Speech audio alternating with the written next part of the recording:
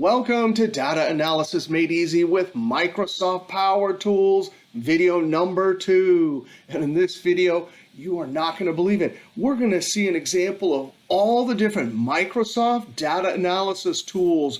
We'll see Excel, Power Query, the Worksheet, PivotTables, M-Code, DAX, Power Pivot, Data Model, Power BI Desktop, Power BI Online Services, and even Power Query in the cloud, Dataflows. Now, this is an exciting video because I'm going to show you each one of the Microsoft Power Tools and try to show you the situation where that particular tool is the best tool to accomplish the given data analysis task. Now, we want to see a worksheet solution, Power Query solution, a Power Query where we load the data to the PivotTable Cache solution. We'll see Power Query, Power Pivot, and a DAX solution. We'll see the amazing Power BI Desktop as a solution. We'll also see Power BI Online. And then we get to look at my new favorite Microsoft Power tool, Dataflows. This is Power Query. It's online Power Query, and you get 2 for 1 here because it's the get and transform data Power Query that we love, but it also becomes a data source that's universally available to everyone in your workspace and allows you to deliver a single source of truth data source. Now, when we have a data analysis task, the first question is, we want to say what are our goals or what do we need in terms of reports and visuals. For this example, we need a year-month sales report, something like this, and we need a product and region report that updates instantly when source data changes, something like one of these 2 reports down here. The next question is, hey, where is the data? Well, in our case, the data is already in the worksheet, and we don't have millions of rows that might require us to go use the data model. So here's the tools we pick. Pivot tables are particularly easy when we want to group year and month sales. So that's one reason to use a pivot table. The other reason to use a pivot table is if we have to calculate sales as a percent of yearly total, we can use the amazing Show Values As feature inside a pivot table. And then we're going to pick Worksheet Formulas because anytime somebody says, hey, I need the solution to update instantly, well, Worksheet Formulas are the only tool that does that. So the combination of the data is already in the worksheet and the reports we need are perfect for pivot tables and formulas. That's what we're going to do. Now let's click on the tab Worksheet. Now we have a fact table and 2 dimension or lookup tables. And if we're in the data model, we build relationships between the 2 tables. Or in Power Query, as we'll see, we could use the merge feature.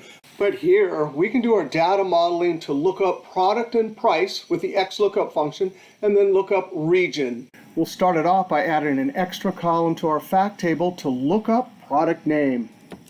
Product, and this is an Excel table, so when I just type a name next to it, it adds a new column, equals XL tab.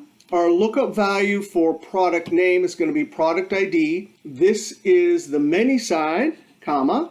Lookup tables or dimension tables always have a unique list or a primary key, so we're going to try and find a match there, comma, the return array. We're trying to get the name. Now we're doing exact match lookup, so we don't need any of the remaining arguments. Not only that, but when you have a function like this, you don't even have to put close parentheses. I can just hit enter. Now, when I hit enter, the Excel table will copy the formula down to every row. That's different than spilling a formula, which we'll see in just a moment. So when I hit enter, sure enough, the formula got copied down. And you can tell it's copied down because in every cell, you can see the formula. We need a region column equals XLOOKUP. This time the lookup value is going to be sales rep ID. That's the many side. Here's the one side, comma, we're trying to get region. There's what we want to return and enter. We definitely need to calculate sales. In this column, we first have to go look up the price, product ID. We're getting a match there. And these are crate prices. So 1 crate of apples is 35 bucks. Right? So that gives me the price in each row, but in the top cell, F2 times, I want total sales, so whatever the price for the product is, times units. I don't think we're going to have any rounding problems, so we don't have to use the round function. And there's 1, 2, 3 helper columns. This is a foreign key, so is this. This is a calculated column that is calculating one of our facts that we want to measure or create metrics for. Now, I always tend to, when I build my models, especially when I'm not going to give them to anyone else, I want to make sure and visually portray that these are formulas and that the ones that don't have the formatting are raw data. So Control 1, I always use a special type of green, that green right there. That's the color of accounting paper that I used to use before I used Excel. So that's the special color I use to designate, hey, those cells have formulas. Now what we've done here is instead of building a data model with relationships, we actually took attributes like product and prices and brought them over into the table, and we created one flat table. And that is the type of table that's perfect for a pivot table. Now I'm going to click in a single cell and we'll build the yearly monthly sales report. We could go up to Insert, Drop Down, but keyboards rule because they're fast. So Alt-N-V, and I want you to notice something. T is what we're going to use because it's a table from the worksheet, but throughout the rest of the class, if we have a query that's connection only, we would do external. Later, we'll definitely be making data model pivot tables, so that will be our source. And later, when we publish a data model, either from Excel or Power BI Desktop into Power BI Online, it becomes a semantic model, and we can actually access it here, which we will do. So I'm going to tap T. It knows that that's the Excel table name. I'm going to put it on existing. That cell 04, click OK. And there's our pivot table. Here's our pivot table field list, and we have our row, values, filter, and columns area. Now, anytime you take a table from the Excel worksheet and create a pivot table, it actually takes the data and duplicates it and loads it into a behind-the-scenes location called a PivotTable Cache. That's one reason why when source data changes, as we'll see, we have to refresh, because when we refresh, we update the cache. Now, the first task we have is we need to take numbers at a transactional grain and roll them up into months and years. Well, the pivot table feature is perfect for that. This date column has individual transactional dates, but if I drag it down to the row area, watch what happens. It actually groups and gives us year, quarter, months. Now, I don't want quarters, so I'm going to click and drag it off. I don't want date. So I drag it off, right click, expand or collapse, and I want to expand entire field. And just like that, when we drag our sales, we'll get monthly and yearly totals. Now, in the pivot table cache, when we group, it actually creates two new columns for year and month. Now, this grouping feature did not always used to be automatic. If we right click, point to group, this is how we used to have to do it. We'd manually click the categories we want. Now, notice there's a bunch of different categories. Hours is great if you want to count the number of transactions per hour. We want months and years. I don't want quarters, so I'm going to click to deselect that, click OK. Now, I don't want this to be named years date, so I'm just going to type year, tab, and then month, tab. Actually, let's click back in there. Now, we want to add sales by month and year. Now, this is a number field, so when I drag it down to values, the aggregate calculation defaults to sum. In addition, because this is a pivot table, it's not like a DAX formula that automatically can have number formatting. Every time we drag a new field, we have to reformat all the numbers. Now, formatting a field in a pivot table is different than formatting cells. If you look through this right-click drop-down menu, there's no number formatting, but there is a format cells. And that format cells will format whatever cells you have highlighted. Notice all the different tabs. If you're in a pivot table, don't select that because it formats the cell. Select number formatting. That formats the field. And you can tell you're in the right dialog box because there's only one tab. I'm going to say number, comma. I don't need to see pennies. Click OK. Up at the top, I'm going to indicate the unit in the label. Now let's do something amazing. I want the percent sales for each month as compared to the yearly total. We drag sales down again. In this column, right-click, and there's two different main ways to make calculations in a pivot table. Summarize values by, those are the 11 aggregate calculations. And when you go over to show values as, there's a bunch of calculating magic here, but make sure that the aggregate calculation is correct first, especially when you're counting and doing frequency distributions. Sum is what we want, so now we go over to show values as. And there's a bunch of great calculations. Next video we'll go through lots of these, but let's just see what percent of column total does. It does exactly what it says. Whatever total is at the bottom of the column, all the other numbers are compared using division. Now sometimes that's exactly what you want. Right click, show values as. That's not what I want. I want percent of parent total. Now when I click this, it's polite. It says what is the parent? Year is the parent, so click OK. And that is beautiful. That calculation did each individual number compared to the total for the year. Down here also. Now that calculation in a pivot table is a lot easier than any of the other functional languages. We'll add a label at the top. So if you have your data in the worksheet, the pivot table has great advantages like the group by feature and show values as. Now just to illustrate one main difference between pivot tables and formulas, I'm going to come over to June 2025. I'm going to change the units to 5,000. Before I hit enter, look down here, there's June for 2025. When I hit enter, the PivotTable cache, that data that is stored underneath, does not automatically update. No problem at all. Right click. When you click refresh, it's refreshing that PivotTable cache. And sure enough, that updates. Now Control Z to undo the refresh on the cache. Control Z is undo. And then Control Z to change the raw data. And of course, formulas do not have that problem because they don't cache data. Formulas instantly update when source data changes. Now I went ahead and added some labels at the top, and we're going to build our report using dynamic spilled array formulas. Now before dynamic spilled array formulas, we built reports with formulas, but it was much more difficult, sometimes nearly impossible. And one example of nearly impossible is if you tried to create a formula for a unique list or to sort your formula, they were gigantic, cumbersome array formulas.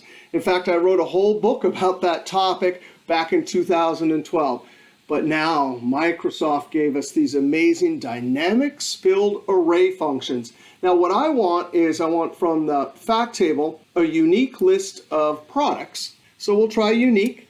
And I'm going to Control Enter. That put the formula in the cell and kept the cell selected. Now notice in the top cell of this spilled array is the formula. But if you arrow down, the formula is a ghost. It's all grayed out. And if you hit F2, well, technically there's really not anything in the cell until you type something. And then the formula up in the top cell is going to be mad because it can't spill. There's something in the way. Control Z. Not only that, but F2. Well, it looks like there's nothing there, but if you want to reference that cell, well, it has no problem. Control Z. Now there's a number of benefits of dynamic spilled array formulas as compared to legacy formulas. The first one, of course, is, hey, unique is a function that does something that we couldn't do before. The second benefit is, well, I need to edit this formula. In legacy formulas, you would edit the top cell and have to recopy it down. But watch this, F2. I want to edit this, and I want to add a second function so we can sort the unique list.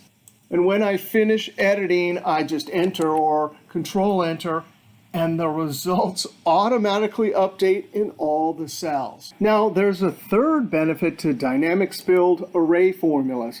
But before I show you that benefit, let me calculate this column, which is a conditional sales total for each one of the products. Let's do it the old school way first. We'll use sum ifs, sum range, There are the sales, comma, criteria range. We're looking through all the products, comma, and criteria 1. The old school way is we select a single condition and then SUMIFS is programmed to deliver a single answer. But what do we have to do? Close parentheses, Control Enter. We have to double click and send it down. Go to the last cell and F2 to verify that the references are pointing in the correct locations.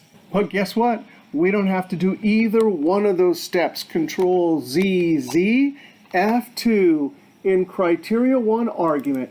Instead of putting a single item, if we put more than one item, in our case 5 items, that tells SUMIFS to deliver 5 answers, 1 for each product. Now look at that, T5 pound. Because dynamic spilled array formulas only live in the top cell of the spilled range, it can only refer to T5, and that pound is called the dynamic spilled range operator. That means always get everything from T5. Now when we Control Enter, the results spill. We didn't have to manually copy. Now we need a total here, so I'm going to type total, and then the keyboard for the sum function is Alt equals. And sure enough, it's smart enough to know that that formula only lives in U5 and it has the dynamic spilled range operator. Now, the fourth benefit of dynamic spilled array formulas, well, let's do this the old school way. We want to calculate the percent sales as compared to the total. Equals, well, the old school way was relative cell reference divided by the total, and every cell needed that total, so we had to lock it with the F4. Control Enter, double click and send it down. Go to the last cell in F2. Well, it gives us the correct results, but we had to lock the reference and manually copy it. Control ZZ. Let's try this again as a dynamic spilled array formula. I'm going to highlight all the numerators, including the total, divide by the total, and when I Control Enter, bam! I didn't have to lock the reference and I didn't have to manually copy. Now let's add some number formatting. Control 1, percentage 1 decimal, okay. Control 1, number, let's use a separator and I don't want to show any pennies, okay. And there's our finished dynamic spilled array formula report. Now why in the world would we do it this way when a pivot table is much easier? Well, if we come up to the first transaction, I'm going to change the units to 5,000. That's for the product orange, June 2025. So we'll look at that number in the pivot table and that number right there for orange. When I hit enter, well, formulas, they instantly update, but the pivot table cache cannot update when the source data changes until we refresh. So if that's a requirement, formulas are awesome. Control Z. Now the last Microsoft data analysis tool I want to show you in the worksheet is related to a pivot table. Now notice when we create a pivot table, we start with a table that contains fields. Over here we have a field list. When we drag a field down to rows, what does it do? It gives us a unique list of conditions in the row that serve as the condition or criteria for making the calculations. Then we drag fields down to values. Here we dragged sales. That's because we want to make some calculation on the sales field. We also have the columns available for a cross-tab report. We could actually drag a column down here and there would be conditions across the columns. Here the pivot table is just saying, hey, I have multiple calculations across the columns. Now here's what I want to show you. There's a function called GROUPBY and PIVOTBY. These functions are in beta, which means they're not released to everyone that uses Microsoft 365 Excel, but they will be soon. Hopefully by the end of this quarter, they will be released so you can try them because these functions are game changers.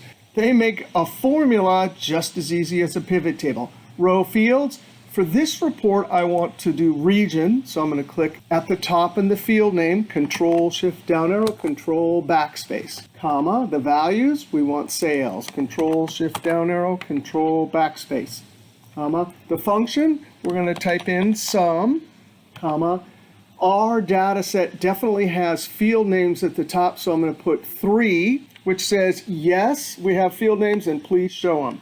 Close parentheses and watch this. When I Control Enter, With a single formula, we have a unique list, our conditional calculations, and a total row. Now, there is a problem. This function, at least not yet, hopefully Microsoft will fix it when it gets out of beta, it doesn't have a label at the top for the calculation. That's why I put this up here. Now, F2, we are allowed to have multiple calculations, but in the function argument, we have to use another function that horizontally stacks the calculations or functions called hstack. The first array, well, we'll do the sum calculation, comma. We want percent of, and so the function is called percent of. There you can see the f of x, close parentheses.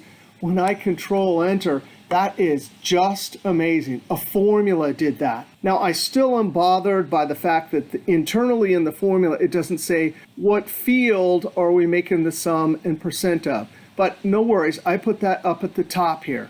Now, what's amazing about formulas is, watch this. I'm going to come over and in the dimension table, I'm going to change Chantel's region to northwest.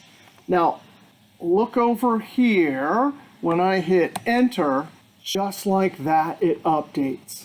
In addition, if I look up here, F2, I'm pretty sure that once I get the hang of it, I can create this faster than I can create a pivot table.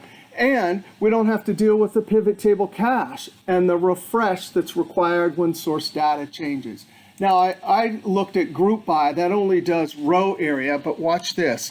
PivotBy is another option, but I replaced GROUPBY, so you gotta be careful because the only difference between the two functions is that we have row and column. So watch this, I'm gonna skip column by typing a comma. So now row, that's region. Column, we don't have anything. Values, that's the sales column. And then we have our two functions. And sure enough, we are indicating that we have fields in our data set. Control enter, it'll give me exactly the same thing. All right, so hopefully these functions will be out of beta soon.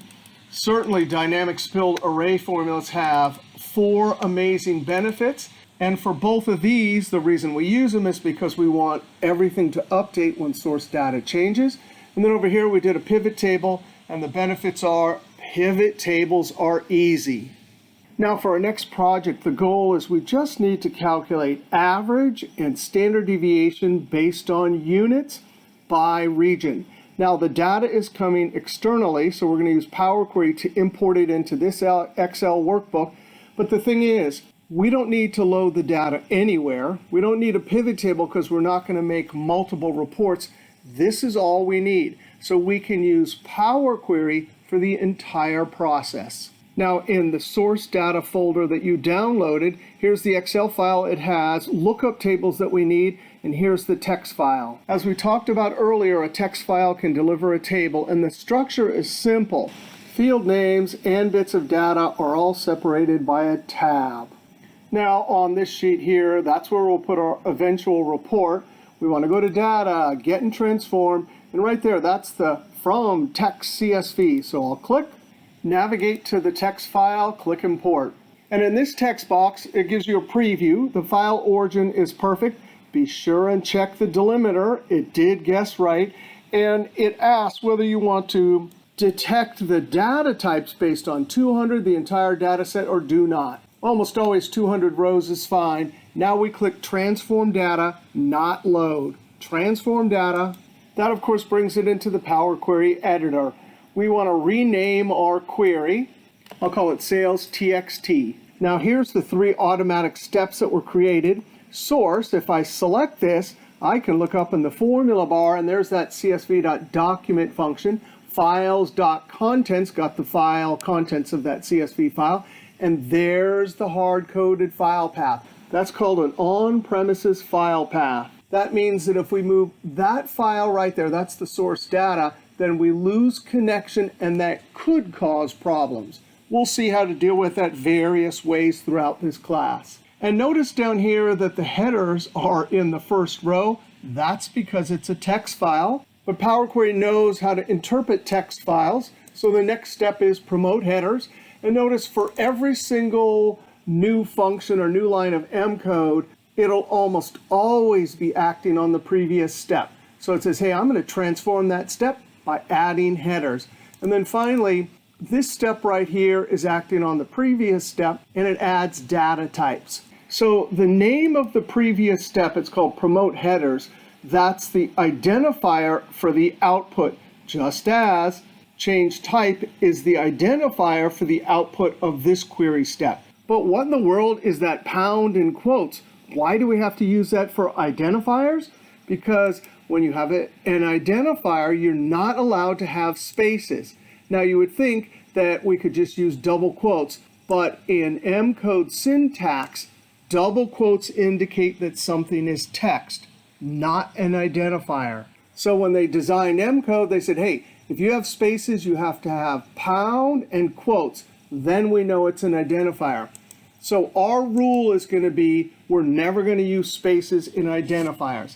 Now I want to rename this over in applied steps. So just like in Excel, F2 puts it in edit mode. And I'm going to call this just promote headers. F2, you can call it what you want. I'm going to call it add data types and enter. Now that is much easier to read. No pound or double quotes. Now the other thing we want to make sure that we do anytime we import a table is to make sure the data types are the correct data types. Now if you click this icon, these are the different data types you can have on a column. Date is fine. That little icon means a whole number. That one's fine for units.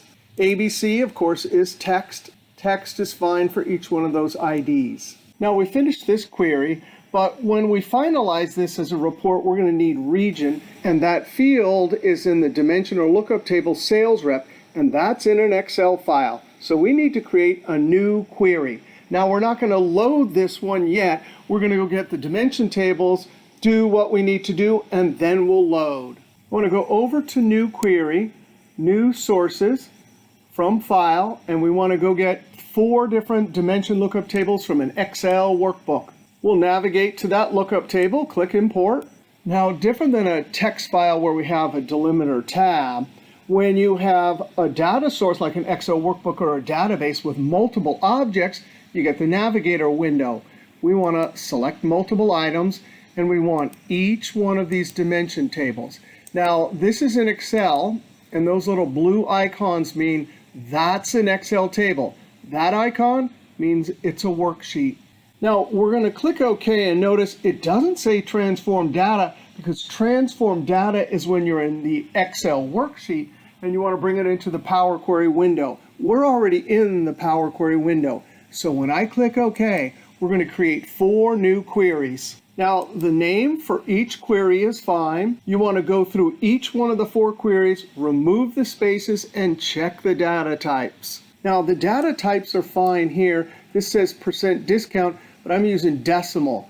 Usually math calculations in Power Query, although you have the option for currency over in Power BI, this is called fixed. This actually gives you only 4 decimals, whereas decimal gives you up to 15. So I tend to do all my calculations based on decimal. The data types are fine. I remove the spaces.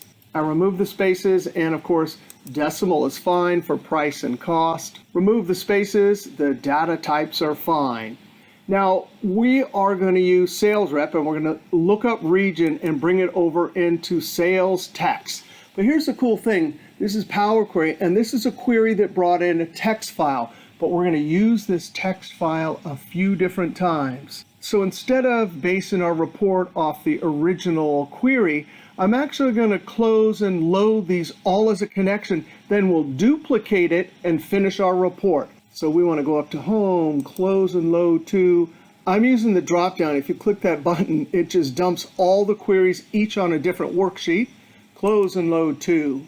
We're allowed to load to an Excel table, the pivot table, the data model, but we want only create a connection. This is great when you have queries, you hold them up in the Power Query editor, work with them, and when you get the final result, then you load it somewhere like an Excel table or a pivot table. So click OK. So queries and connection pops up. Those are all the queries. Over in data, queries and connection, That button is a toggle, so when you want to see the queries, you can toggle that on. Now we need to duplicate this, and if we right-click, reference is exactly like a cell reference in Excel. You're just referencing the query. If that query changes, then the reference also changes. We don't want that. We want to actually duplicate the M code, so we're going to select duplicate. And we can see that it was duplicated. There's our 3 steps, including the identifiers with no spaces. Let's rename this. I'll call it something like Group by Report. Now we need to use sales rep ID as a foreign key to look up over into sales rep and pull the region. Once we get that, then we'll do a report on region based on calculations on unit. Now in the Excel worksheet, when you look something up, XLOOKUP. In the data model, we can use relationships or the related function, but in Power Query, we can use merge. So we're gonna click merge drop down. We don't want to create a new query. We want to merge and look something up in this query. So we'll select the top one. Now we'll learn a lot more about merging and joining later. This is called the top or left query. Sales rep ID, that's the foreign key. We want to look up in the primary key in sales rep ID. There's the primary key. The type of join, we get to study all of these later, but left outer is the most common. That's like XLOOKUP, lookup. All from the first, only matching from the second. So we'll click OK. Now I want to rename each step as I go. This is a merge join lookup, just to put all 3 possible verbs there. And here's the cool thing, if we go look at this column, it gives us a table, and because it's looking over to a primary key, it returns a single record with the primary key and attributes. Now the amazing thing is that allows us to look up multiple things at the same time. Let's click expand. Uncheck use original because I don't want that original name there. And in this merge, join, lookup, we're only going to look up region. Click OK. And there we have looked up region. Now the report we're going to need is we need a unique list of region, and then from the units column we need to calculate average and standard deviation. Now that sounds like a pivot table, but in Power Query and in most database computer languages we use the group by feature. Now to group by, we select the column that we want to extract the unique list from.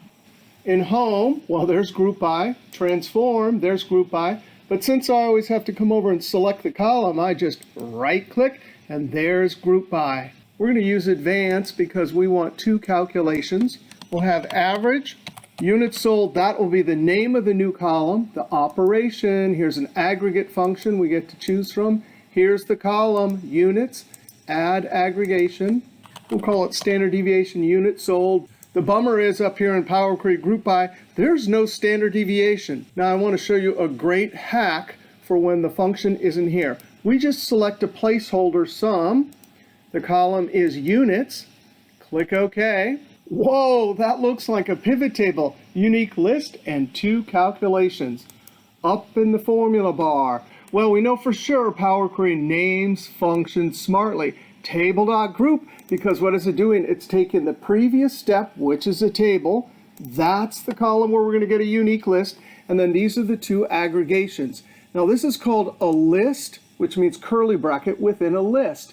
And it's a very clever M code syntax to allow for any given aggregate calculation for us to enter 3 bits of information, whatever the column name is, what the calculation is for each row, and the data type. So the first list has our average calculation, and the second list has our standard deviation, except for we have a placeholder. So I'm just going to replace it with standard deviation.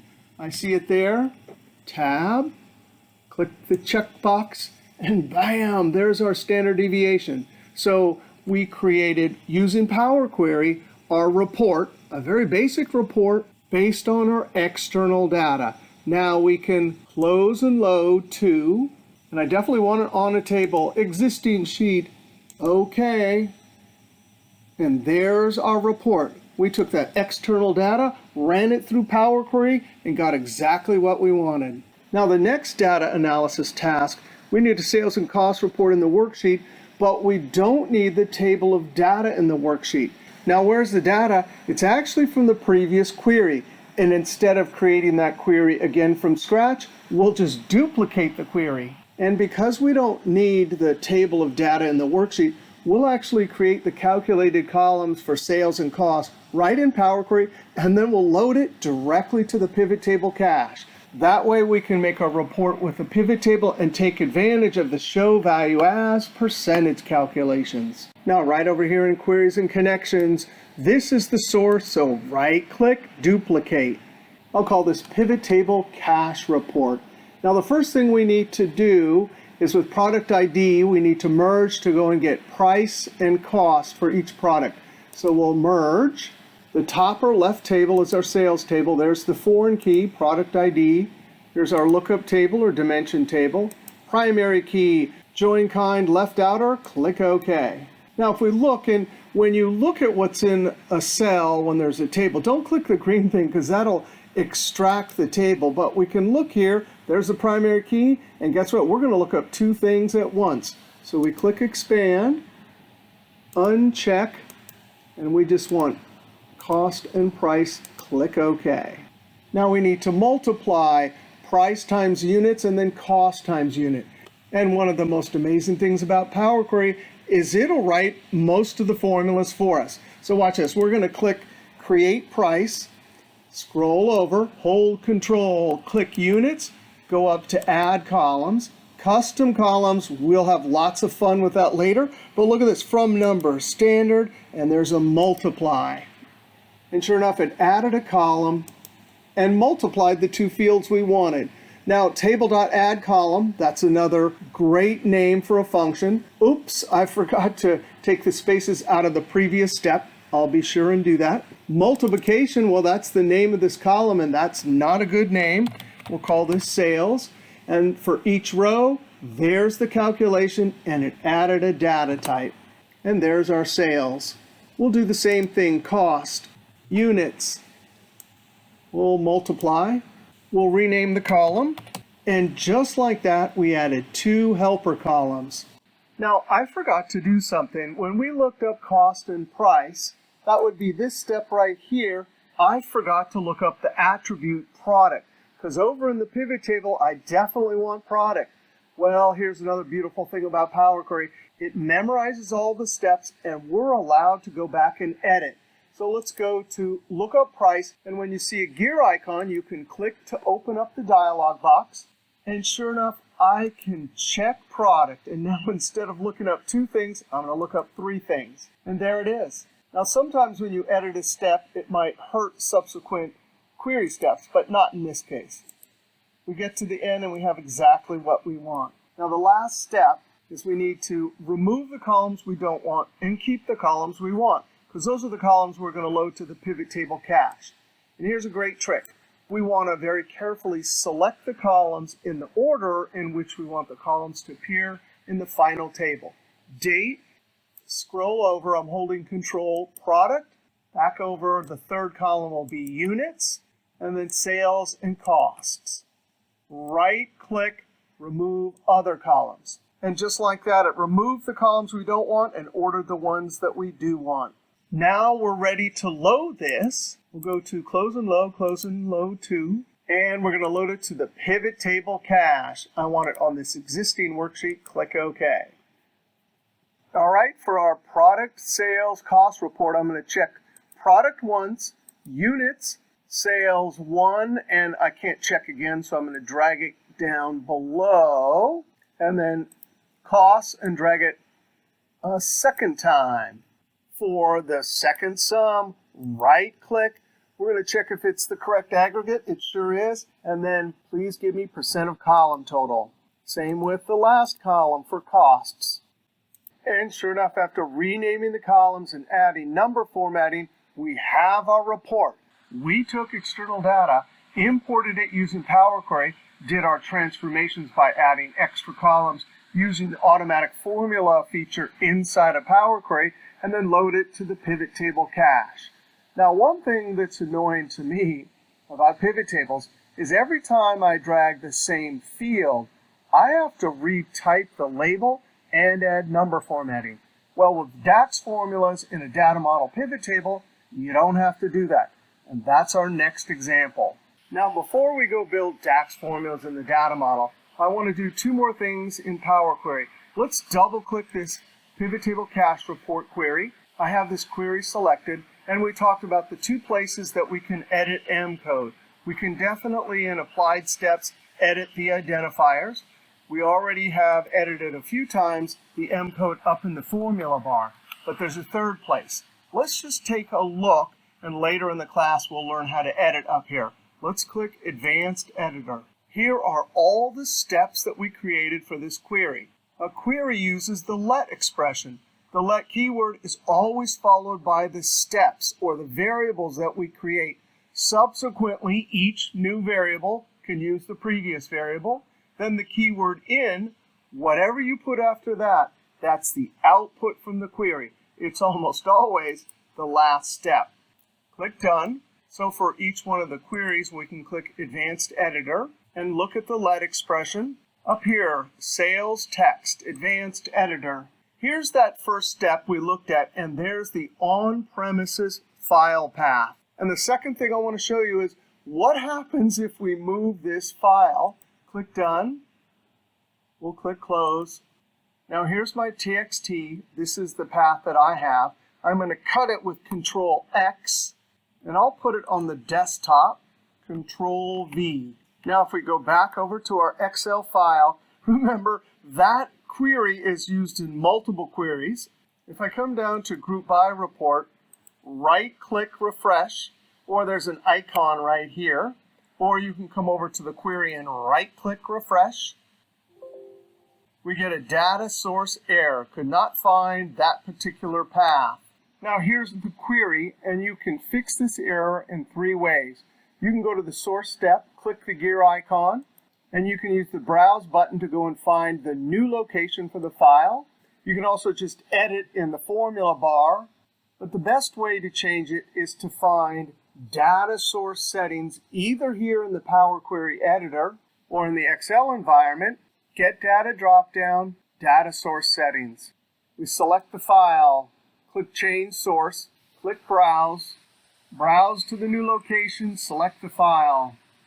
And when you click OK and close, now when we click Refresh, now the output from the query is again connected to the data source. Now if you're in Power BI Desktop, Home, Queries, drop down for Transform Data, and there it is. Up in the Power Query Editor, the button is right there. Wherever you find it in Excel or Power BI Desktop, it's a common error to have a file move, and you need to reconnect your file to the source data. All right, example number 4. Well, our goal is to create a product report with average daily sales calculation. Now, we can definitely do that in the worksheet, but it's a multi-step process. So I'm going to choose to do it with Power Pivot, the data model, and DAX. Not only that, but when I have a star schema data model and I create this average daily sales, I've created one formula with formatting, and I can drag and drop it into lots of different reports. Now, the fact table data in this example comes from a JSON file, and it doesn't come with a table structure. It comes with a record structure. Not only that, but the lookup tables that we're going to load to the data model along with the fact table, they're already loaded up into Power Query. So in the Excel file, data, get data from file, and we want JSON. Now up in the formula bar, we can see JSON.document and file.contents and our on-premises file path. Now luckily when we do this, it comes up in Transform, and we can come over and go, a list of records to table. So I'm going to click, select the delimiter. We don't have one. We don't need to handle errors. Click OK. Now if we look in each row, we can see sure enough there's a record. Now we can use the expand button. I do not want the original column that says column 1, but I do want all those columns. Click OK. Now the table doesn't have data types, so I'm going to select the first column, hold Shift, click the last one, go up to Transform, and most of the time Detect Data Types does a good job. So we'll click. So date, whole number, text, and text, so we're looking good. Now we want to load this fact table to the data model. So we'll go up to Home, Close and Load to, and we want only create a connection and add this to the data model. Now, I've been teaching a long time, and virtually half the class the first time they try to load something to the data model for the first time, they forget to uncheck table. So uncheck table, and then click only create a connection. Click OK. Now you can see the query down here, and if we hover, you can see it says loaded to the data model. We can go look in just a moment, but guess what?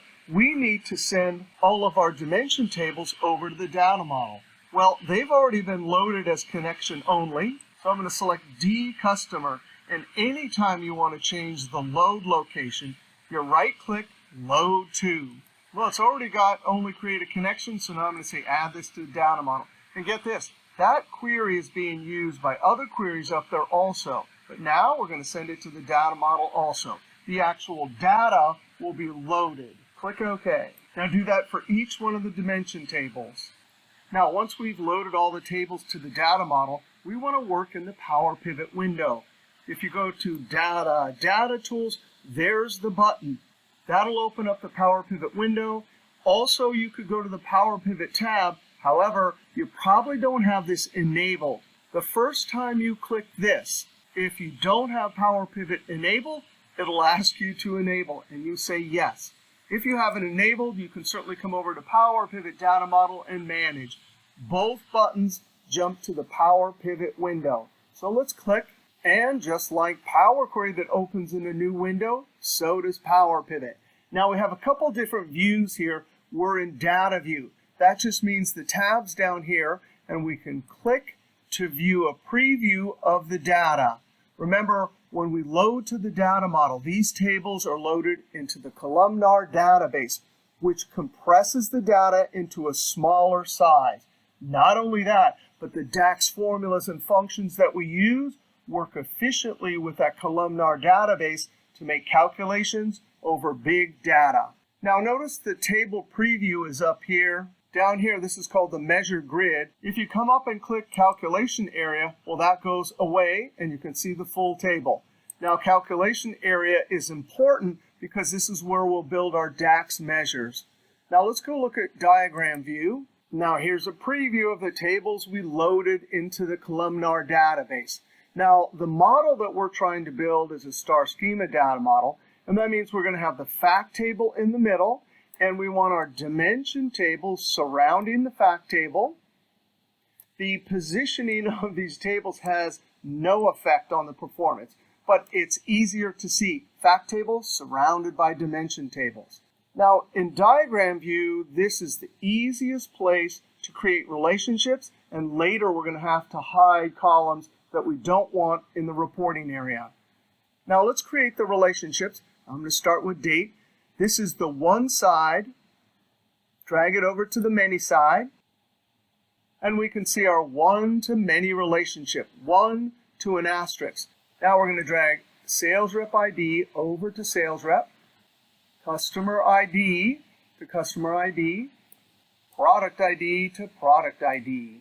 Now relationships help a model like this in 3 main ways.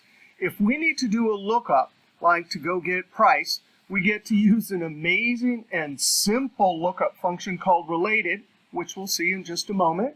The second way that relationships help is we can drag attributes, customer, product, from the dimension tables, and it slices and dices our reports and visuals. The third benefit we'll talk about later is called filter context.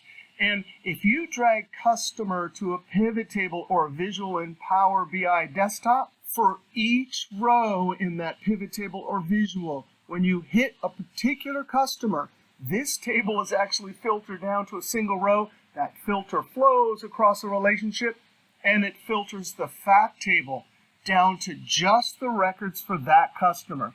And what does that do?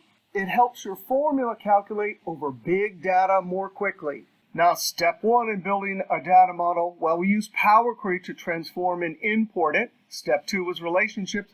Step 3 is building our formulas. So we want to go over to Data View.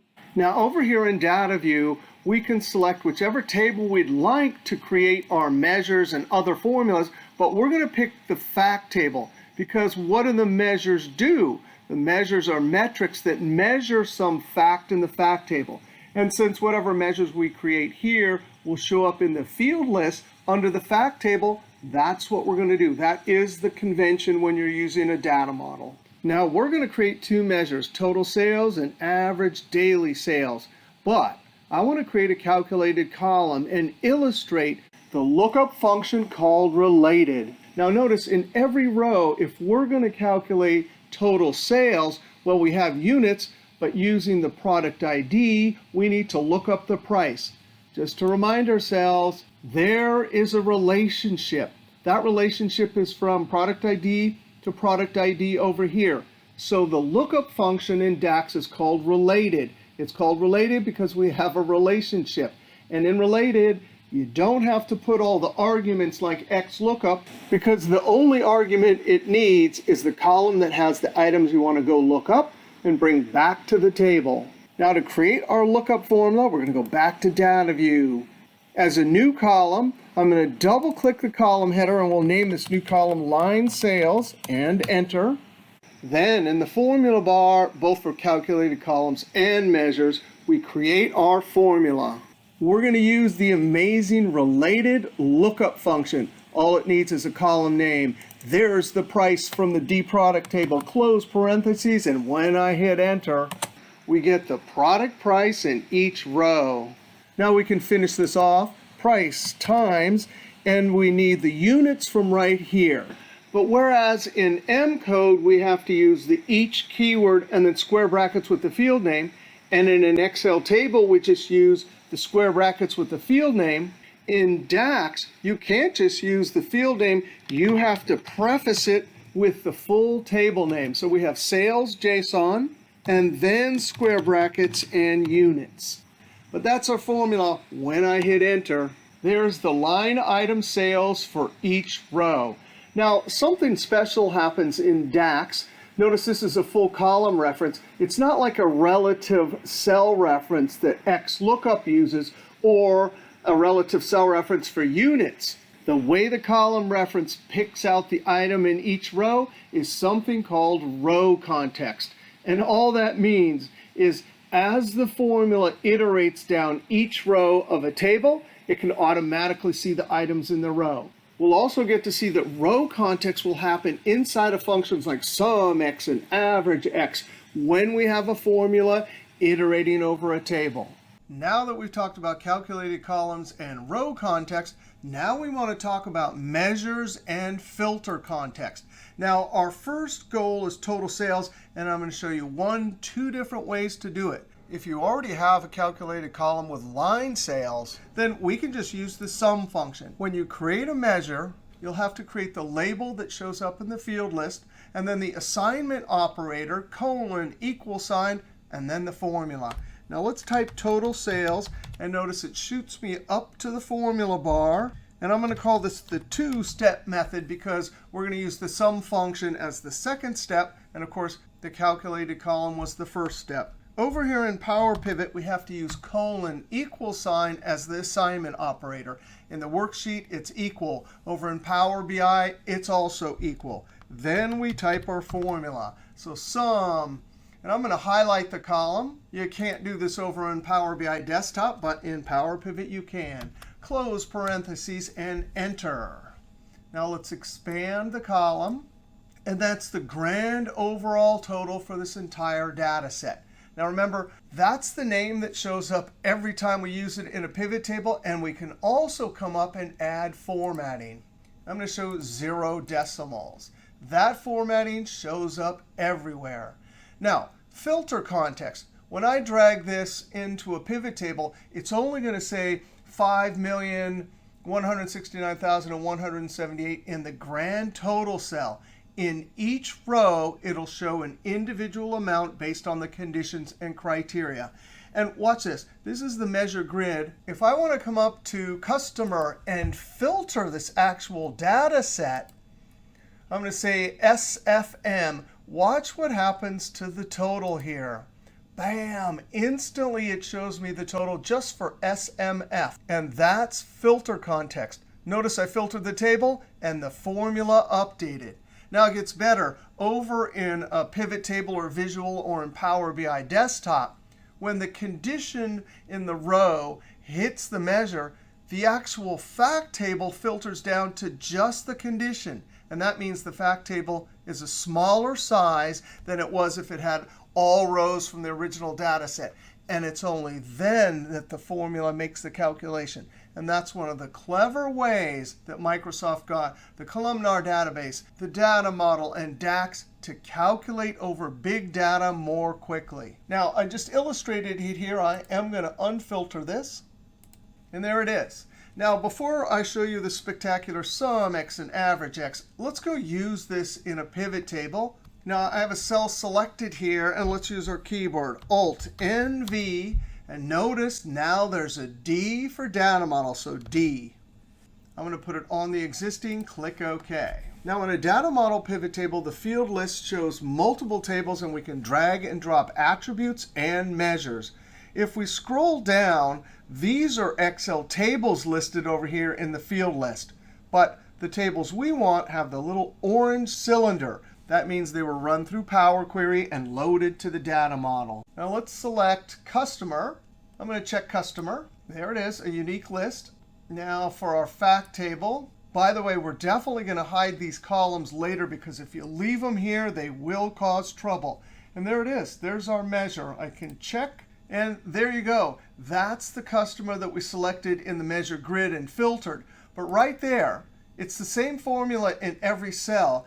But that condition actually flows into the dimension table. The dimension table is filtered down to just this row. It flows across the relationship. And that's how the fact table gets filtered down to a smaller size. That's called filter context. Later in this video and other videos, we'll learn about the amazing calculate function, which can change the filter context. Now back in the data model, here is the moment of truth. Here is the beauty of DAX formulas. Notice we have a table. We have a formula that's attached to the table, and then we summed. Well, if we create our second measure, and I'm just going to call this total sales because this will be the one that we use all the time, colon equal sign, and we're going to use the great function sum x. Now notice it has two arguments, table and expression. Expression is a synonym for formula. Well, what did we have over here? We had a table and a formula. So whatever we did here, well, this is the fact table. And whatever we did here, whatever that formula was, we just throw it into sum x, and it simulates this column. That's the x part. That's the iterating part. And then the sum adds. So we'll type the name of the table. I see it there, tab, comma, and the expression is the exact same formula we created. Related, D product, there's the price, times, and we want the units column. Now, just as over here we had row context, this formula is going to have row context. It's actually going to iterate down the entire sales JSON table. The related function has row context, so in every row, it'll see the correct lookup value. And then units, every single row, it'll pull out the correct units. Close parentheses and enter. Now I'm going to click Save.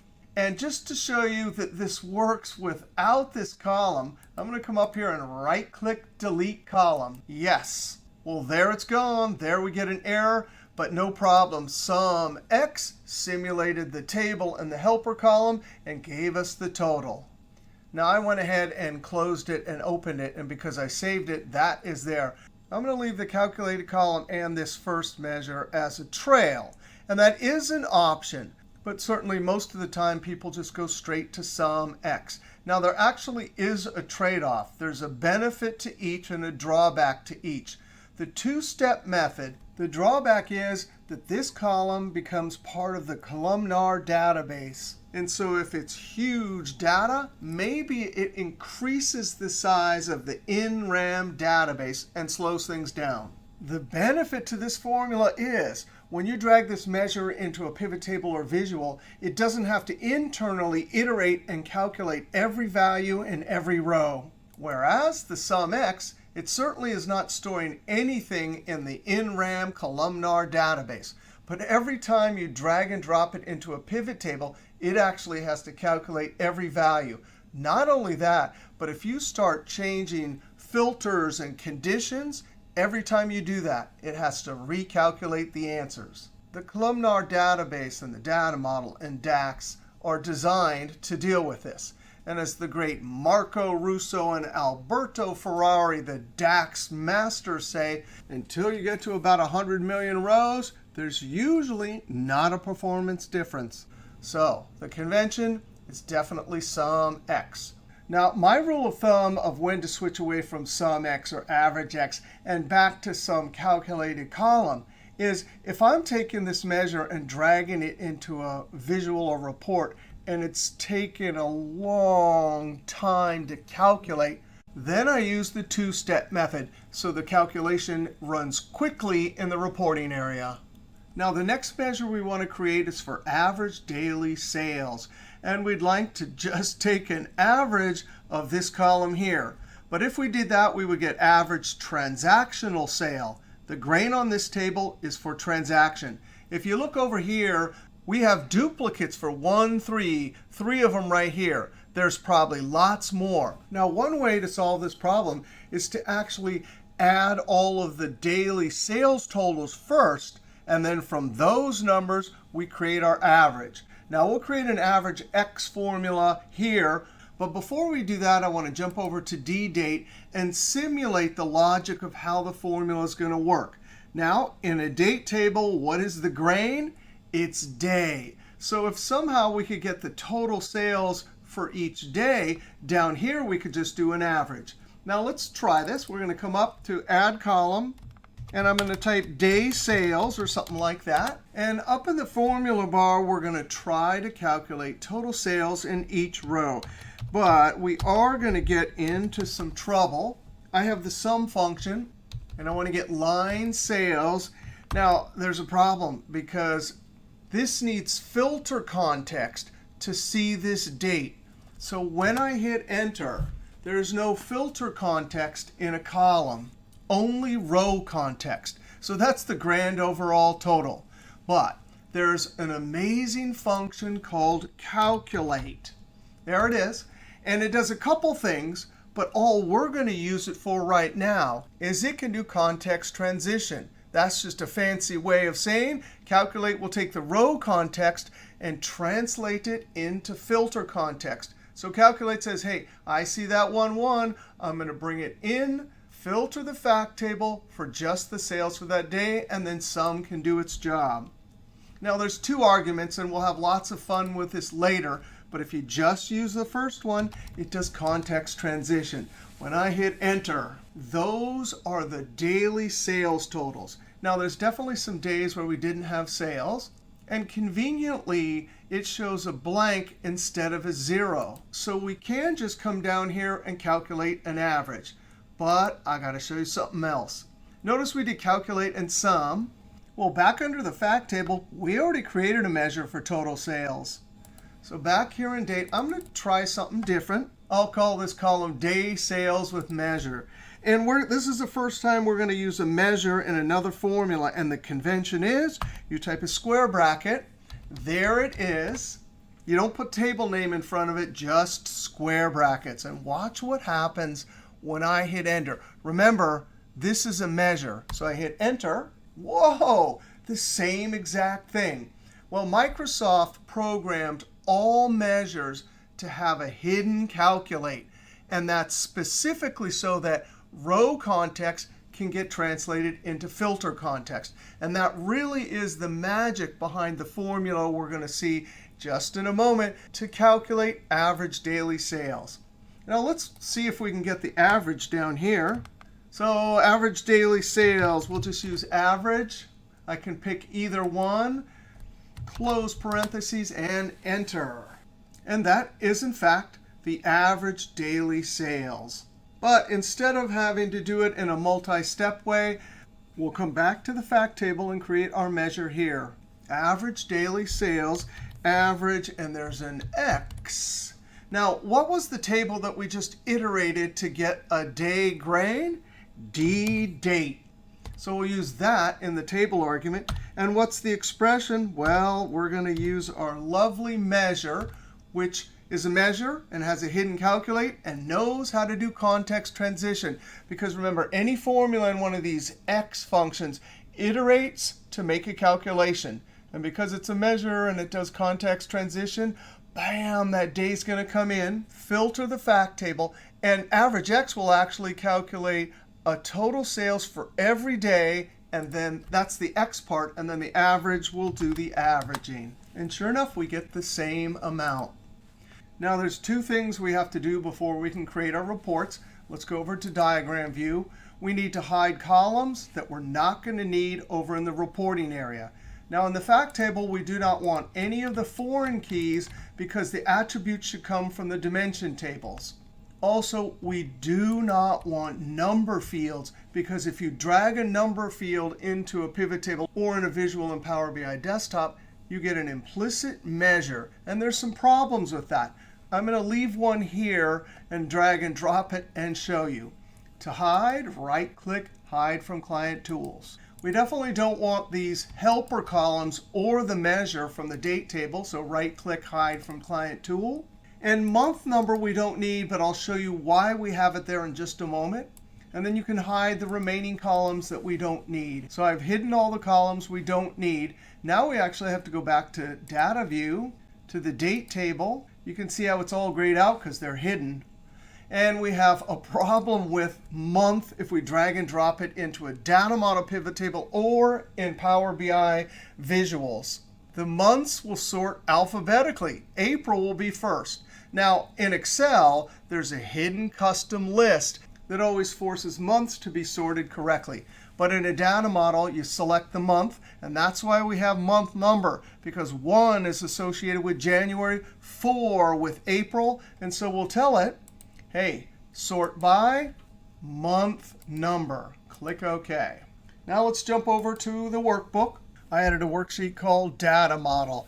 Now let's use our keyboard, Alt-N-V, but instead of T, now we have a D, D. But let's start out. We're going to create a product report. And then down here, fact table.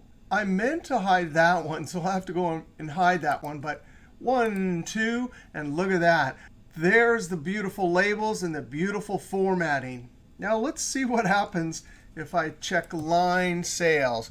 Well, it looks like we get the correct totals, but the name isn't very nice, and there's no number formatting. And if we go look at the data model, and all measures are supposed to be here in the measure grid, but where is the one we just created? Well, it's called an implicit measure. And if you go over to advanced, Microsoft does not have this on by default.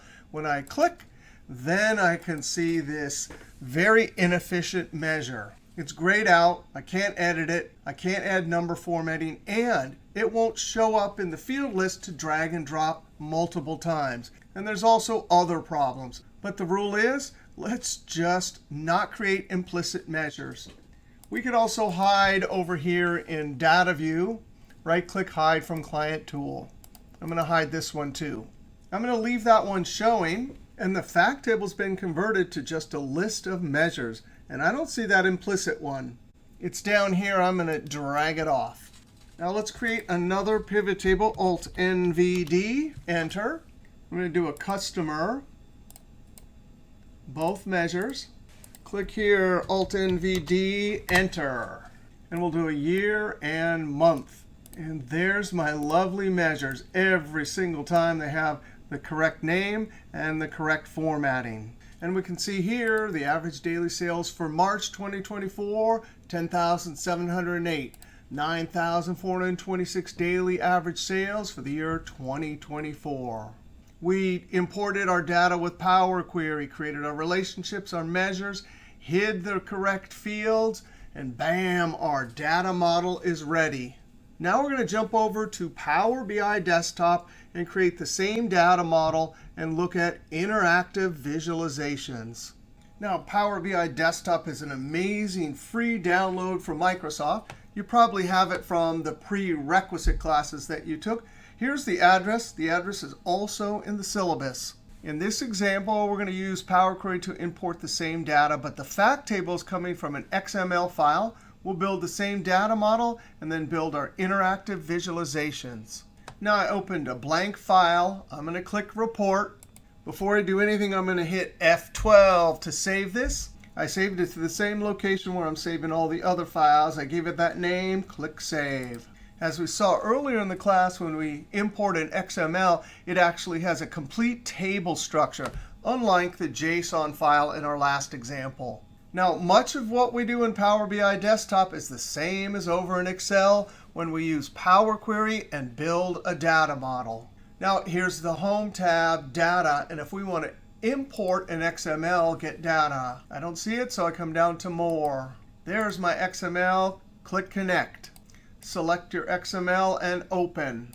Because XML files can have multiple tables, we see the Navigator window. We select our transaction table. Click Transform Data to open up the Power Query editor. Now, this is Power Query and Power BI Desktop, and there's a few buttons in different places, but otherwise, the M code is the same. I am going to change the name to F Transactions and remove the spaces from the identifiers. And one thing that is different, Close and Load, that's Excel. Close and Apply, that's in Power BI Desktop. When you use Close, that closes the editor. When you click Apply, that applies the query steps and loads to the only place it can load, the data model. So we're going to click Close and Apply. Now here's Report View. We'll come back later and build our interactive visuals. Here's Table View. There's the table and some fields. This is our Model View. This is where we can create relationships and hide fields. And this section is new. This is DAX Query View. You can run a query against the data model. And we'll definitely check this out later in the class. So far, we have F transactions, but we have some lookup tables. So we go to Data, Excel Workbook. There's our lookup table. This navigator is the same as over in Excel. We're going to transform data. Now, for each table, make sure the data types are correct and remove all the spaces from the identifiers. Now, we're going to load all of these to the data model. So we click Close and Apply.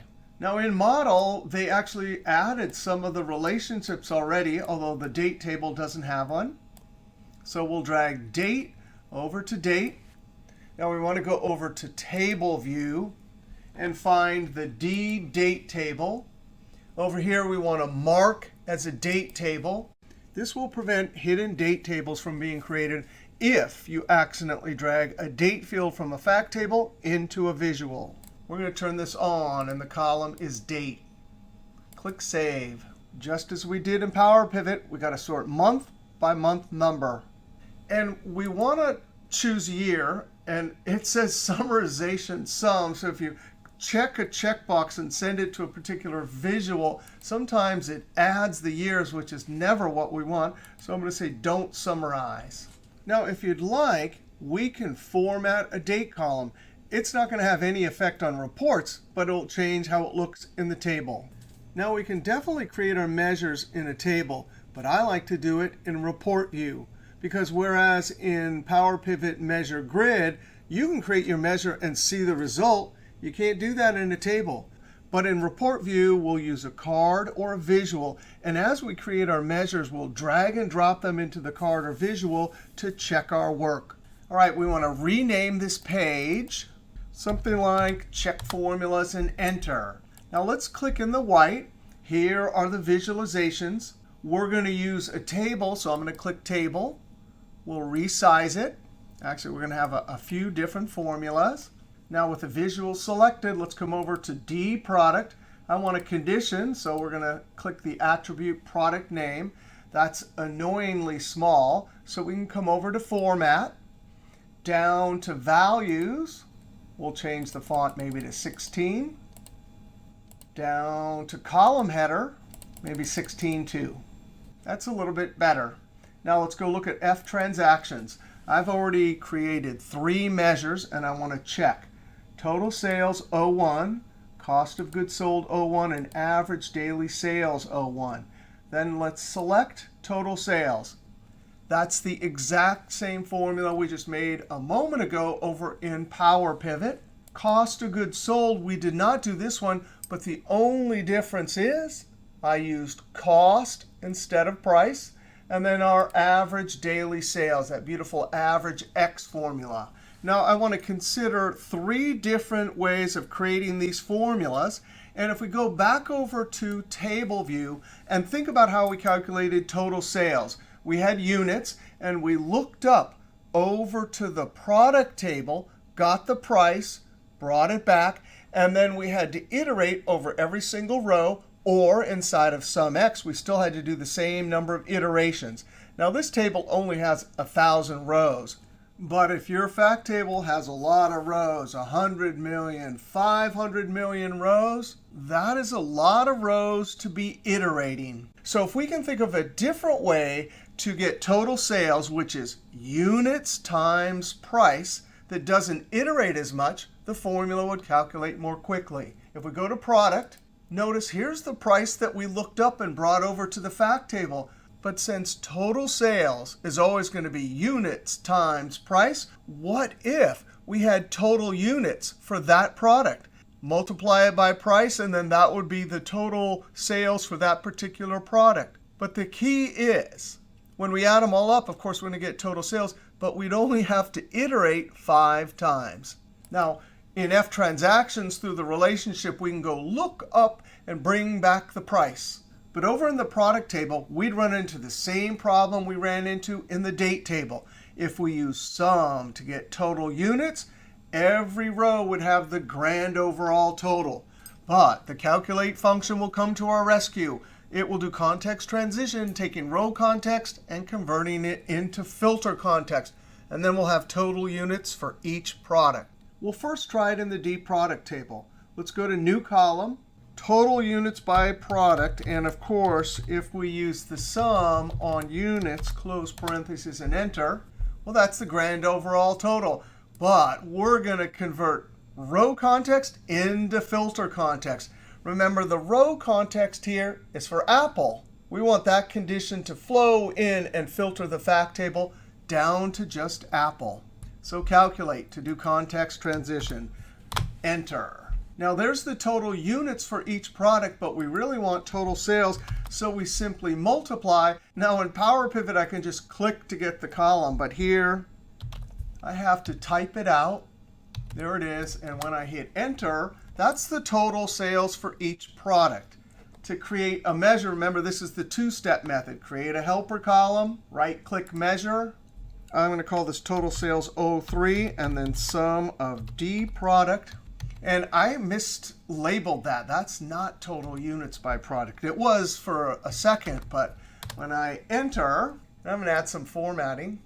And I do want to rename this. Names matter, so total sales by product. Now let's go over to Report View.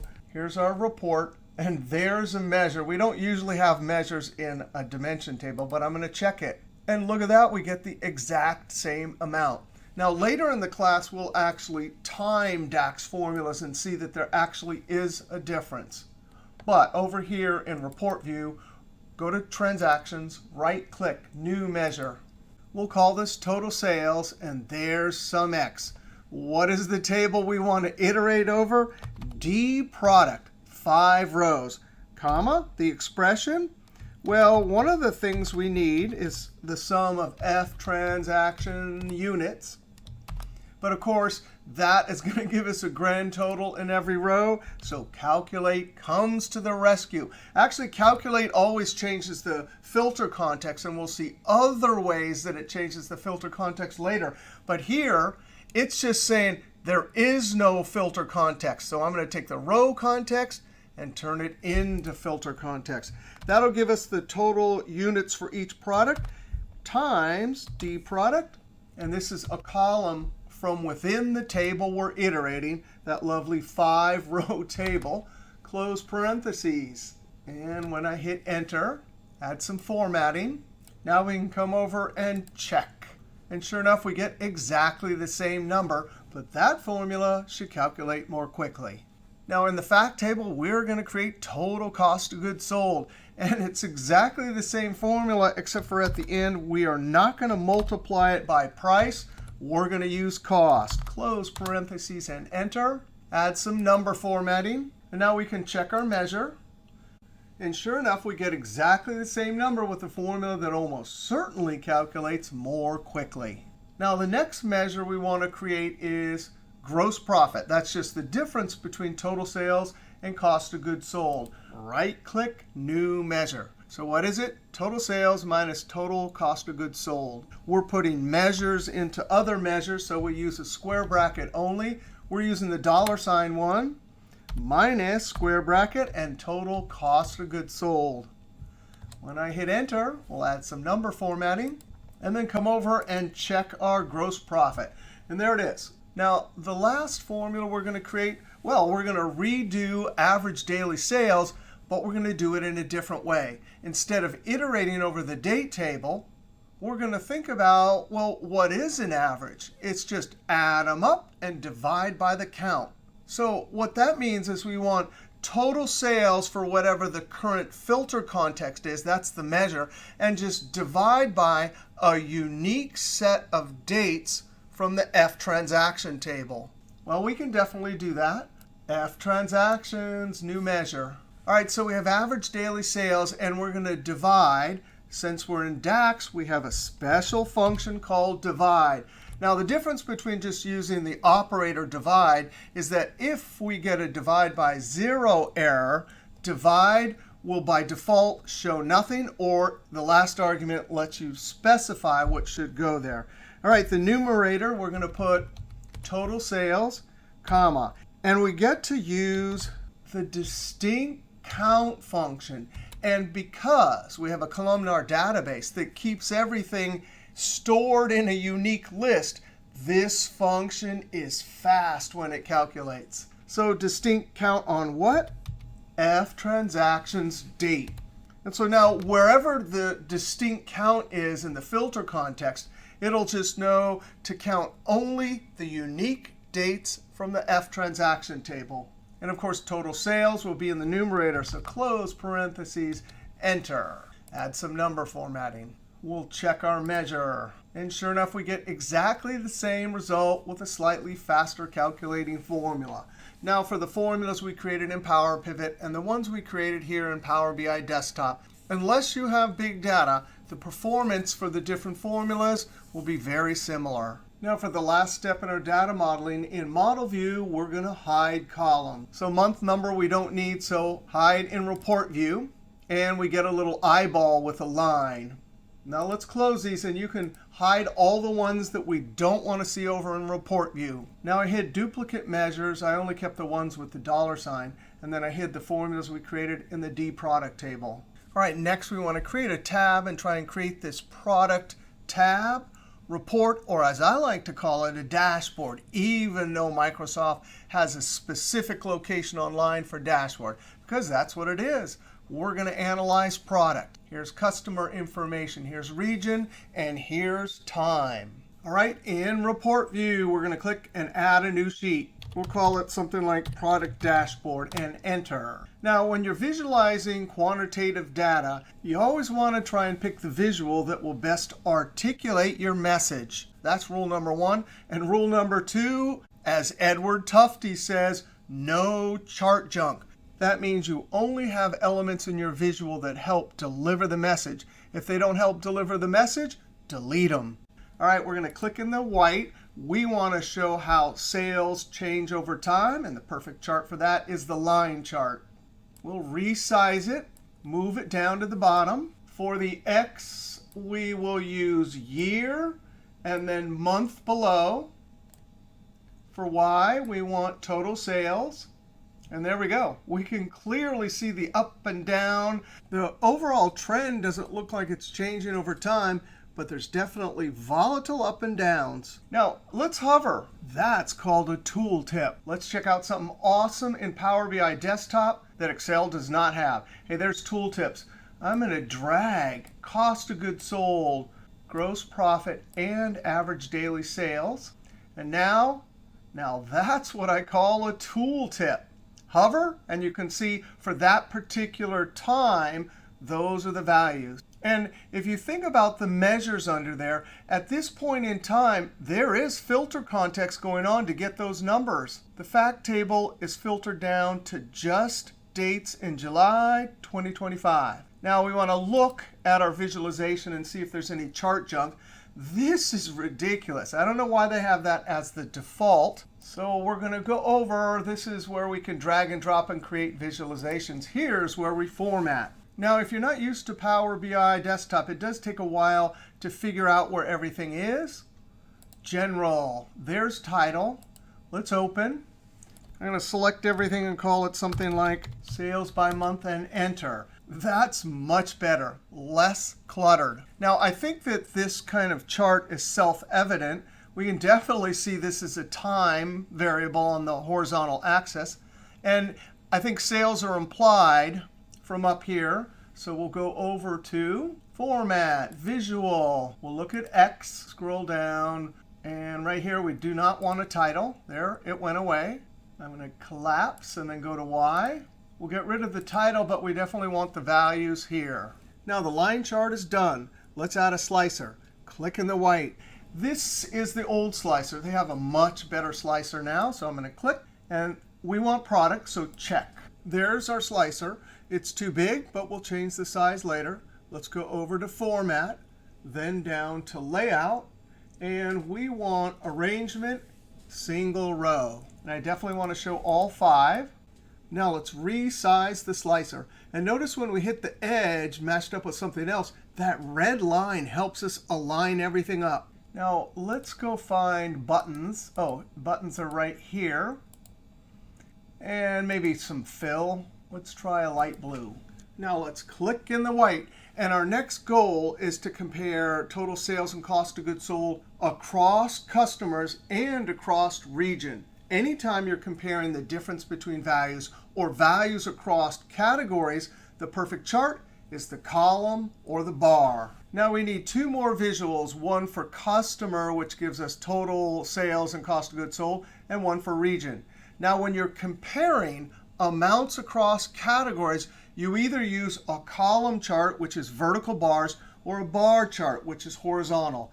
The real difference is that horizontal sometimes emphasizes differences more forcefully because it's usually longer than it is tall. Now, because of this confined space, I am going to use a bar. We have the choice between stack bar or clustered. We'll look at the difference in just a moment. There's for a column, stacked, clustered. Let's click clustered bar. I want customer in the vertical axis.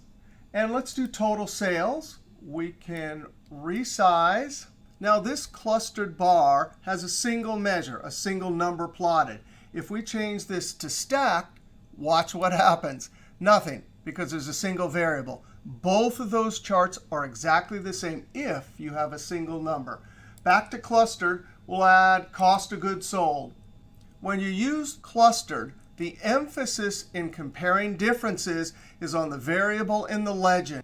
We can clearly see the differences for each total sales and total cost of goods sold. If we change this to stack bar, now normally we have a categorical variable in the legend here. But we can make the point. When do you use stacked? It's when you want to emphasize this variable here and compare the differences across that variable. Now let's go back to clustered. And now let's remove chart junk. Taking a closer look, we can see a lot of chart junk. Look at that. Total sales, cost of goods sold, 1, 2, 3 places. Now I think I'm going to keep it here because I like the color coding. I'm definitely removing it up in the title. General, title. And how about just customer? Well, if we have customer in the title, we don't need it as a label. So we'll come over to Visual, Y, down to Title, and we'll turn it off. For X, I definitely don't want that title. That's unnecessary repetition. Now we have a choice with numbers and detail. If we leave the horizontal axis with the incremented numbers, that means the chart is much less cluttered. But we could come over and add data labels. Now if you add data labels, you can't leave them in both, or in general, it's not a good idea because it's unnecessary repetition. But if you choose data labels, you're choosing more detail over less clutter. If you choose the axis here, you want less clutter. I'm going to keep the detail, so we'll go to X and turn off the values. And so that is looking good. Now I'm going to copy this and paste it, Control V, and move it. Those red lines are so wonderful. And we need to change it from customer to region. So we'll get rid of y-axis, add region, go up to Format, General, Title, and we'll change it to region and enter. Now this is looking spectacular. If I click Apple, there's my useful information for customer, region, and time. Now these visuals interact. If I select this column, let's say East, well, I definitely like what it did here. But over here, this is called Highlight, and it is nice sometimes. But I'm going to change it. I want to just see Filter. So I actually see the column for 0.17 mil and 0.08 mil. Since I want to control this chart and how it interacts with others, I'm going to select that chart, Format, Edit Interactions. And for this chart, I'm going to say just Filter. I'm going to do the same thing to this. Come over and say Filter. If you don't want it to change at all, you use the circle with the no line. So now when I select East, I see everything. When I select West, this is filtered, and everything is updating. Now I'm going to Control S. That's our product dashboard. Now let's go over and create our region dashboard. All right, we're going to start this regional dashboard with a clustered column. We want to drag down into the horizontal axis product. We want to show the height, total sales. Down here for tooltip, we're going to drag all the other measures, cost of goods sold, gross profit, and average daily sales. Now, here is something spectacular.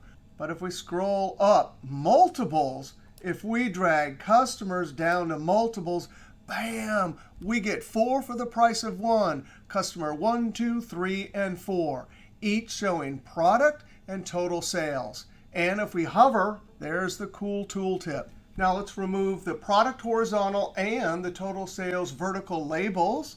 Format, we'll go to X, scroll down, uncheck title. And for Y, we're not going to have values or title. I want to show data labels, so we'll scroll down, turn them on. Let's open this up and show them, not auto, but inside end. And of course, that is chart junk. So we'll come over to General, Title. We'll say Product Sales by Customer. So that is looking good. Now we want one of the new slicers. By the way, watch out for this. If you have this selected and then click something, it converts it. Control Z to undo. So click in the white, New Slicer. We want Region, over to Format, Layout. Let's do single row. We'll resize it. And then down here for buttons, we'll do Fill, maybe some blue. That is looking good. Now here we want a clustered column, Product and Region. So click in the white, Clustered Column, Product, Total Sales, and then we'll drag Region to the legend. Well, if we have this up here, maybe we get rid of the X and Y labels. So we'll go to the Format, X, no title, Y, no title. And then we can move everything around, make it neat. And I think I like the interactions the way they are. No need to edit. So East, and just like that, this one shows only East, but bam, product sales by customer in the East. Here's the Midwest. And we'll click to turn it off. Now in this Power BI desktop file, we created a regional dashboard, a product dashboard, and we created a data model. Now we're going to publish this, and we're going to publish it to Power BI Online Services. Now Power BI Online Services and other online tools like Power Query Online, Dataflow, those are only available in enterprise packages that businesses or entities like where I work, Highline College, they buy an enterprise package from Microsoft. Individuals do not have access to it. So not everyone in the world is going to use Power BI Online. But for any large entity that needs to collaborate, it is an amazing tool. Now for BI 348 Spring 2024, I've created a specific workspace up in Power BI for us. You can access this workspace through your Highline College credentials. Now before we publish, we're going to F12 to save as. And we're going to change the name. So your name is in the file name. All right, I'm going to click Save. And now when we publish, the two tabs with our reports and visualizations and this data model, which will be converted to a semantic model, will be published. Now, we call this a data model, but when we publish it online, you'll see that they call it a semantic model. And the two models are exactly the same, except for two things. When we publish this online, it becomes an online data source, a single source of truth that is available to those who have access to the workspace. The other difference is that you can have security measures for reports, visuals, models, and data. Now I'm going to click Publish. It wants to know which workspace. I'm going to say our workspace for Spring 2024. Select. It's publishing. Now you can jump over to Power BI online with this link. You can go directly to powerbi.com. Or my favorite method, since I'm always in Outlook and I always have it open, I just go to the apps and click Power BI. Now here's our workspace, but on the left, you can go to Workspace, and there it is. I'm going to click to open it. I've set it up with a bunch of folders. However, these folders are in beta, and I haven't figured out yet how to directly publish to that folder. Let's come down to the semantic model and click the ... options and move it to week 1 and 2. Move. Same with this. Now we can go look in week 1 and 2. Now we have two objects in our workspace, a report and a semantic model. If we click on the report, it's fully interactive, just like over in Power BI Desktop. We can click Share. You can copy the link and send it to someone, email it to someone in your organization, Teams, and PowerPoint. We can use the Edit button to get to our visualization tools. To get back, we click Reading View. Now notice we have our 3 tabs, but if we want to publish this one tab from our Power BI desktop file, we can publish it as a dashboard. Over here, Options, Pin to Dashboard. I'm going to create a name. I'm going to put my name in Product Dashboard, Pin Live, Go to Dashboard. And there it is, fully interactive. And if you want to share it, you can share up here. Now if we go back to our workspace and then back to the actual workspace, not the folder, oh, our dashboard didn't go to our folder. Well, we're going to move it. Now if we go look at the semantic model, well, we're not going to see it like we did in Model View. But you can, from this semantic model, create a blank report. That's like a Power BI desktop file. Share the semantic model. But more importantly, if we're in Excel or Power BI desktop or other Microsoft tools, if we're logged in, we can access the single source of truth. Now I opened up a brand new Power BI desktop file. We're going to go to Get Data. And there it is, Power BI semantic models. When I click, you can search for whatever data model you have access to. I'm going to select this one. And when I click Connect, it is not going to import anything at all. In fact, if you go over and look here, wow, there's the full model. Well, at least a live connection to it. Look at this. There's not even a table tab because nothing's imported. We are just connected live to a single source of truth. So we can come over here, create whatever visual we would like, and bam, we can analyze connected to the single source of truth semantic model. Now next, we want to go back up to Power BI Online and look at Dataflow. Now for our last example for this epic video, we're in charge of some on-premises files, and we want to bring them into Dataflow, transform them into a single table, and then store it in the very same tool, Dataflow, so the people who have access to the workspace have a single source of truth. All right, in our workspace, we're going to click the drop-down for New, Dataflow. We want to add new tables. This is Get Data. Let's choose Text. and we're going to upload. It will upload it to SharePoint, which is an online location to store data. Let's browse. Wherever your source data is, we're going to double-click text. And this file path in an online SharePoint location is what is replacing an on-premises path. So whoever gets this, as long as they have access to the workspace, there'll be no problem with the file path. Now we click Next. We're going to make sure it's a tab. Click Transform Data. This looks just like Power Query. And here's Online Power Query. I called it F, Product Customer Sales. Now we need to go get our Excel data. So Get Data, Excel Workbook, Upload, Browse, double-click. We'll click Next. In Excel and Power BI Desktop, it says Navigator. Here it says Choose Data. I only want Customer and Product. Click Create. The name dCustomer and dProduct are fine. Over in our fact table, we want to do a merge. So under Combine, Merge Queries. We're first going to go get attributes from the product column. So dProduct, product ID, click OK. Let's expand. We want product and price, click OK. Next, we want to merge with customer. So combine, merge. There's customer ID, the foreign key. We'll go to the dimension table, primary key, click OK. We'll click Expand, unselect all. I want discount and customer, click OK. Now we need to calculate sales, and we'll come back and deal with discount in just a moment.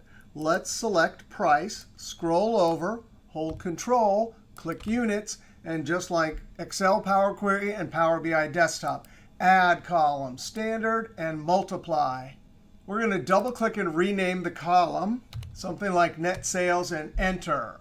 Now we have net sales, but we need to take into consideration the customer discount.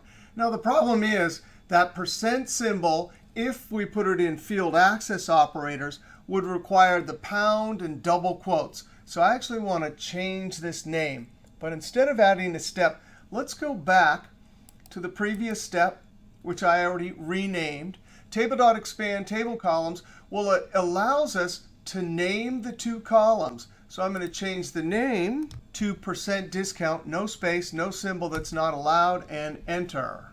So now we can see that there. We'll come to Calc Net Sales. And we can't just take the discount and multiply it by net sales, because that would give us the discount amount.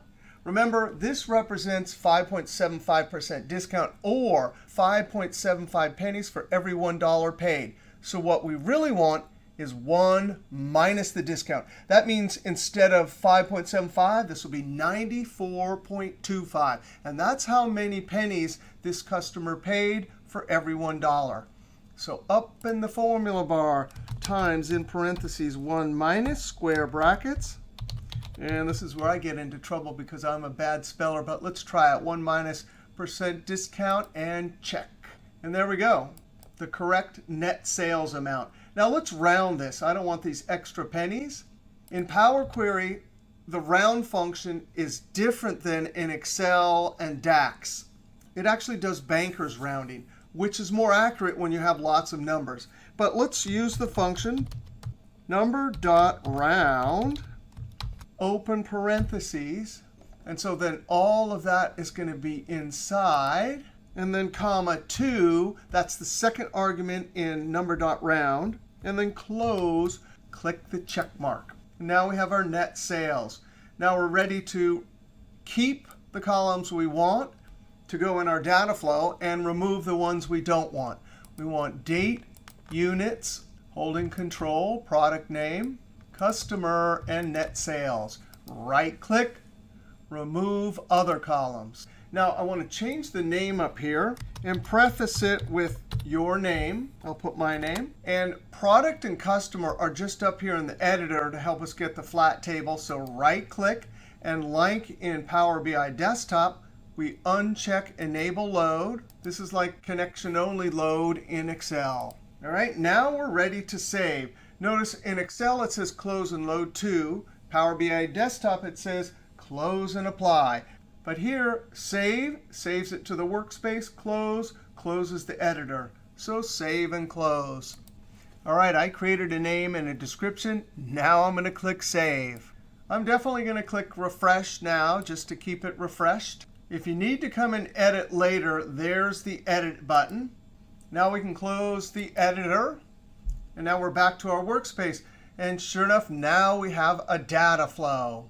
Now over here in the Excel file, we can go to data, get data from Power Platform, and there it is, data flows. Notice it has an S. The tool is without an S, but when we go and get data from there, it has the S. We're going to navigate to the workspace. And sure enough, there it is. Now we can say transform data. There it is. We're going to close and load to pivot table on the existing sheet. Click OK. Now this data is loaded here. It's a single source of truth up from Dataflow, but we actually got the data, which is different than the semantic model. We can check product and net sales. All right, this was an epic video. 7 examples of how to use Microsoft Power Tools. We started it off in the worksheet with pivot tables and worksheet formulas. We saw how to create a straight Power Query solution. We used Power Query to load it to the PivotTable Cache. We saw Power Query with Power Pivot and DAX. We did a Power BI desktop solution. We uploaded it to the Power BI services. And finally, we had fun with data flows. All right, we'll see you next video.